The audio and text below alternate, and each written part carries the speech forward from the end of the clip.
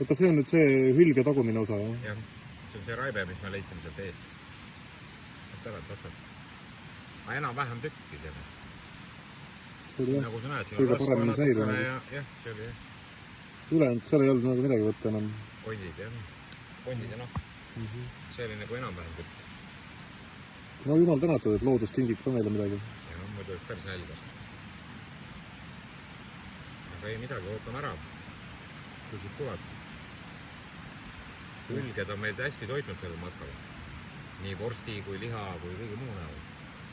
Pärast lähme korjame need kondid ka kokku, teeme hea puljongi. Korralikult läbi keetma, vaata kui rebased on kallal käinud, pärast on mingi haigus, aga 15 minutit keetavast saab üle haigusest.